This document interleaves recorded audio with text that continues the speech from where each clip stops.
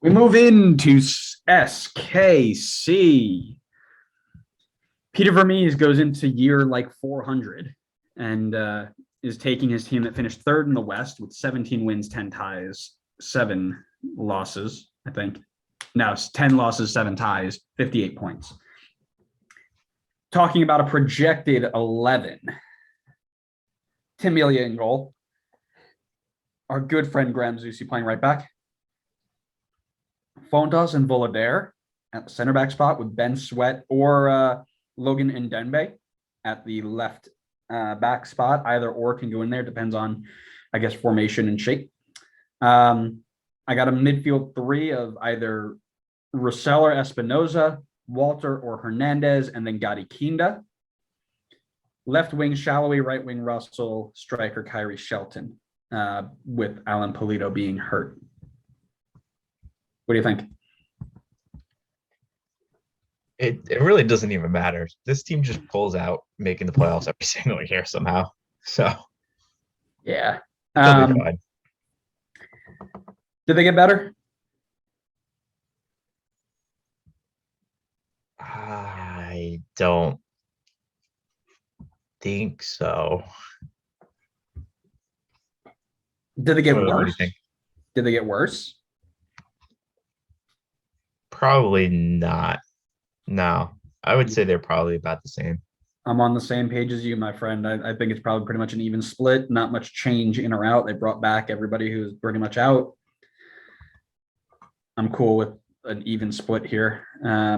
I'd say Volader is a pretty good pickup, as well as Ndembe. But with Alan Polito going down, and that's not a making of their own fault, I'll just say even split. Players that they need, what would you say? I would say striker. Polito out for the season is brutal. That sucks. I mean, that big time sucks. He was supposed to be their big time striker. And he has not panned out. I mean, granted, I think it's mainly been injuries that's been halting him, but he has not panned out in the slightest. Yep. So I can't feel like super comfortable if I'm an SKC fan having Kyrie Shelton as my striker for the season. So I'm gonna say, yeah, they need to improve the striker spot. I agree. I got that as well. I think if Shelton goes down or goes cold, you'll see Shallowy slide into that spot. I think he'll get a little bit of time up at striker this year, but yeah, definitely need to go. And I know they're looking, right? Once Alan Pluto went down, they went to go look for a big name, but they need to get somebody in.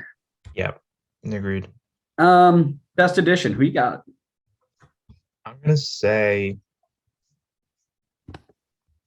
Logan Ndembe. I think they didn't really bring in like a super crop of players, I would say. I mean, it looks like they brought in a good number of people, but I think left back is a position that they could get better at. So I think signing him to play there is it's good. I know they signed Ben Sweat as well. I think I would almost think help in helping him transition to the league, because obviously Ben Sweat is super experienced in this league. So I just think the potential there is the potential is there to be definitely a strong signing for them. And I don't know, maybe bring back the my memories of SKC left backs is I think Sinovic Yep. or Jimmy Madronda, but I don't remember if Jimmy played on the right. No, he played on the left. Yeah, I just remember the fantasy points. Yeah, that sounds about right. I got Volader. I'm a big fan of this move. I think it's going to be tough to replace the number 5 center back in the league last year and Roberto Pucec, but I think he'll slide in and do a good job. He's young. He's got good potential. I think he'll be successful. I like that move. Biggest loss for me, Luis Martins at left back, and I think they've replaced him well. But I mean, he started pretty much every game last year. So that's a big loss for me. And he provided a good bit of service to the attack and was pretty strong defensively. So I think they've replaced him well with Sweat and Dembe, but that's still a big loss. I'll go a little bit different. I'll say their biggest loss was Jalen Lindsey. I still can't wrap my head around this one. I think that was your Lindsey wasn't no, Lindsey was traded. Okay, I just wanted to make sure Yep. Lindsey wasn't picked up in like the expansion draft. And I'm like, oh, No, the no, he big got loss traded. for them who had no control. Yeah, I mean that was had I mean it was written on paper that like he was the Graham Zusi replacement. Zusi's years are numbered. It's a little bit surprising to me that he is still going. I mean, I guess why not? He's still doing a job on the field. So, Yep. yeah, but I mean, Lindsey was set in stone to be the heir to the right back throne, and then they just got rid of him and re-signed Zusi. I don't know if they have like another plan in mind of who they're going to play at right back, but I just feel like they were building Lindsey to be the right back replacement for so long, and then just scrapped it at the last minute. Yeah, no, I agree with that. Who are you watching in 2022 then? Ooh, I want to go with a probably more under the radar one here. I don't really think I'm going to pick anybody that's in the starting 11, but I want to watch Cameron Duke this year. I want to see if he gets minutes for them. I think he's got some potential. And then obviously, I think SKC obviously know how to build through their young midfielders. The path is there, was built by Gianluca Busio. Can Cameron Duke follow that same path? I think he has the potential to. So I want to see if he gets some good minutes this year and starts to build on that. Nice. I'm watching Daniel Shallowy. It's a little bit obvious. However, he was snubbed from MLS Best 11 last year after being in the MVP race, which was criminal. But that jump from 2020 was insanity. Like he had like 4 games all year in 2020, and then he was MLS MVP race. Was it a one-off? Is this who we're expecting year in and year out?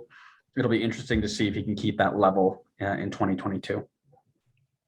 Sure. Just go ahead and choose violence and just take my question again. Go right ahead. You got to start looking at my screen, man. No, you're clearly looking at my screen. Go ahead, ask your question. Yeah, you just asked it for me. I'm not even going to say anything. What was it? Just for the clip. For the clip. What was it? My question is, was Shallowy's performance last season a one-season wonder, or can he live up to the same standards that he has now set based on 2021? Because that's going to be key for them. I think himself and Johnny Russell really carried that team. I think it was like 29 goal contributions in some like all their games. Yeah, I mean, they carried this team last year, at least in terms of the attack. So right. If Shallowy's not going to be up to the task again this year, Johnny Russell can't do it himself. It's just not possible. Even Zlatan couldn't do it himself. So, yeah, big, heavy expectations on Shallowy again this year, in my opinion. Okay. My biggest question: who is the Pulido replacement, and when is he getting in? Because I don't think it's Kyrie. I mean, it's Kyrie Shelton for a little bit until it's not, right? So, because I know they're looking at a lot of people. Who are they going to decide on, and when is he going to get in? So that'll be something to keep an eye on for the next couple of weeks. Where do you got him finishing? This one shouldn't be hard. It's the same thing every year. Yeah, I mean, they'll be in the top picture of the West. I would say I don't necessarily know if they are strong enough to top the West, but I still think they'll be like 2 through 4. I got 2 through 5. Yeah, I was thinking 2 through 5, maybe 2. So yeah, stop copying me. I didn't. I said 2 through 4. Stop copying me.